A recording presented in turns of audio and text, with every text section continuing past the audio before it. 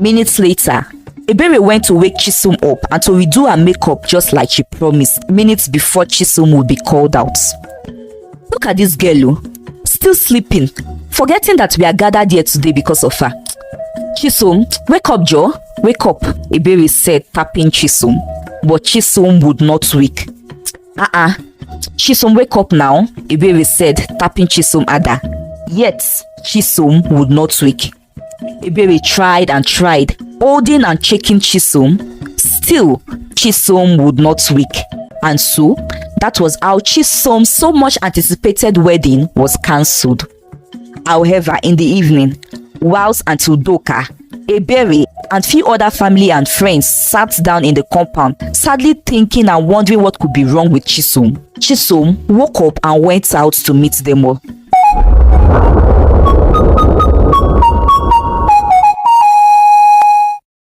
Once upon a time, there was a girl whose name is Chisom. My friend, I am so happy for you. By tomorrow, you will join the league of the proud married women in this village, Ebere said to Chisom. Ebere is Chisom's friend. Chisom and Ebere have been very good friends since their teenage years. Ebere got married to the love of her life 5 months ago, and now Chisom is also about to get married to Amadi, the son of the wealthy goldsmith in the village. And that is why Ebere is happy for Chisom, because Chisom would also be a married woman like she is. Ebere and Chisom are having this discussion as Ebere is escorting Chisom to the village's renowned hairstylist place to have a new hairdo in preparation for Chisom's big day. Meanwhile, whilst Chisom went to get her hair done, Auntie Udoka was in the house, also making sure that things are in place and in order for Chisom's dowry payment and marriage ceremony taking place the next day. Auntie Udoka is Chisom's auntie. She is Chisom's late mother's younger sister. After Chisom lost her parents untimely 14 years ago, Auntie Udoka took Chisom in and took care of her as though Chisom was her own. Except for people who really knew Chisom's real parents and story, one would think that Auntie Udoka was Chisom's biological mother because of how much love Auntie Udoka showered on Chisom. Chisom calls Auntie Udoka Nni, which means mother. The love and bond between Auntie Udoka and Chisom was a strong mother and child bond, and Chisom loved Auntie Udoka in return. Like every other mother who is happy to see their child get married, Auntie Udoka is also very happy that Chisom will be getting married the next day, and so was working tirelessly to make Chisom's big day a success. The nights came and passed away fast, and the day which they all referred to as tomorrow was now today. It was the day Chisom would be getting married to Amadi. That morning, Ebere left her house early to Chisom's house to help her friend get ready. Chisom was also dressed and adorned as a bride very early and ready for Amadi and his family to arrive. Ebere, I don't know why I am dizzy and sleepy, Chisom said with a yawn. Today is my marriage and the excitement should make me happy enough to send sleep far away from me. But I don't know why I am feeling sleepy, Chisom said again. Look at you. Why won't you feel sleepy?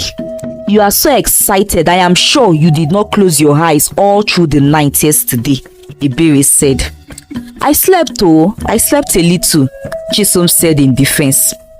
Well, maybe you should take a short nap. The ceremony would not begin until the next 1 hour and some minutes.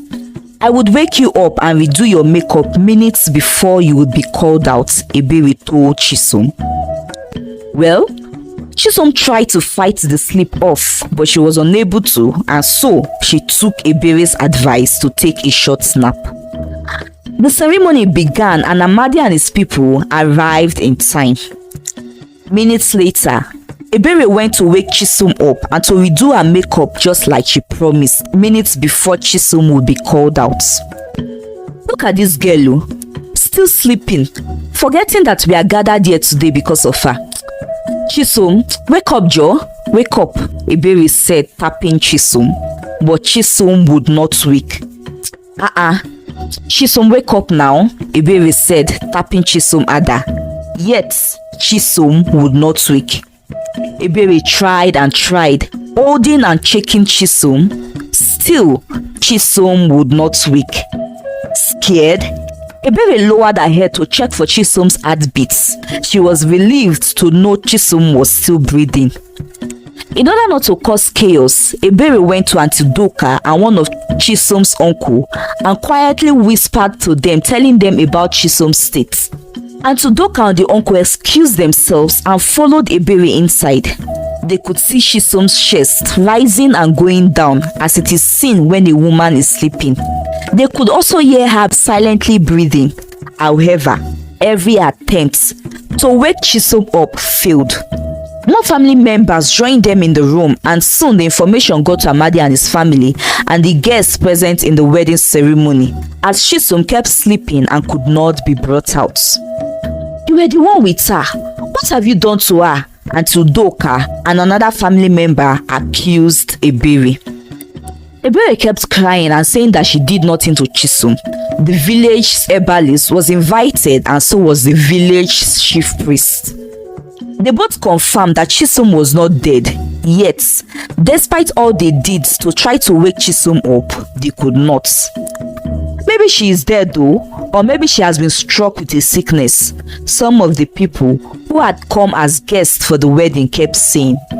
And so, that was how Chisom's so much anticipated wedding was cancelled. However, in the evening, whilst Auntie Doka, Ebere, and few other family and friends sat down in the compound, sadly thinking and wondering what could be wrong with Chisom, Chisom woke up and went out to meet them all. Ebere, why didn't you wake me up as you promised?" Chisom said to Ebere. Everyone was surprised to see Chisom woke up on her own after all the efforts they had put into trying to wake her up. They called the herbalist and chief priest again to check Chisom, and they both confirmed that Chisom was healthy and has no ailments. In the midst of it all, Chisom was confused herself as she could not believe when she was told that she had slept that way and did not wake, despite how everyone tried to wake her up. She felt sad that because of her stupid sleep, her own marriage did not hold. The next day, Chisom went to apologize to Amadi and his parents for the embarrassment she caused them, and swore that it was not intentional and that she did not know why she had slept the way she did. Amadi loved Chisom so much, and so does Amadi's mother. So, together they convinced Amadi's father, who was angry as a result of the embarrassment, to allow Amadi go ahead with the marriage. A new date was fixed for the wedding again, which was 10 days after the first one. On that day, in order to prevent what had happened the last time and prevent any other misfortune, Chisom dressed, prepared early, and sat outside, far away from her room or any other room. Ebere and two other friends also sat with Chisom outside so as to watch after her. However, in the midst of their laughter and chit-chats, Chisom dozed off and slipped into a deep sleep again. Her head had suddenly fell on Ebere's shoulder, who was sitting close to her, even as she was laughing at the joke one of them had said. Again, despite how they tried to wake Chisom up, nobody was able to. Yet again, Chisom woke up in the evening on her own. Amadi was also now very angry at his father for being embarrassed the second time, cut off his relationship and the marriage with Chisom. Everyone concluded that peradventure their marriage was not the will of the gods, and that is why what had happened had happened. Chisom was sad and heartbroken, but she could not blame Amadi, saying that he was not at fault. Chisom, with the help of Auntie Doka and Ebere, observed to see if she would fall into such deep sleep again, but for weeks and even months, it never happened. Anyways, later, Chisom found love again with a man called Nnamdi. After seeing each other for a while, Nnamdi proposed marriage to Chisom. Chisom accepted and a wedding date was fixed. However, on the day of the wedding, Chisom fell into a deep sleep again, thereby making it impossible for the marriage to hold. And so, everyone concluded that Chisom was cursed, and so no man in the village wanted to marry her. But a year later, another man from another village came to marry Chisom, and the same thing happened again. Chisom was now termed evil and cursed. Other parents also prevented their daughters from going close or being friends with Chisom. However, Ebere stuck with Chisom and remained close to her, ignoring her own husband and mother, who advised her to stay away from Chisom. One day, Chisom and Ebere were returning from the stream. They had gone to wash some clothes and were returning home when a young man stopped them by the way and asked to speak with Chisom. The young man offered to help Chisom carry her water pot and basket, but Chisom objected. The young man kept insisting and would not let Chisom be. Ebere, sensing that the young man was attracted to her friend, urged Chisom to allow him help her by stylishly pinching Chisom. Chisom eventually allowed the man to carry her basket, and he walked them up to the entrance of Chisom's compound.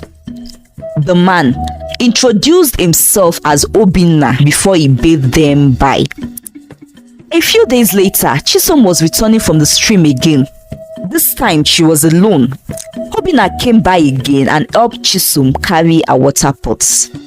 Another time, Chisom was returning from the market and was actually close to her house when she stumbled on Obinna again.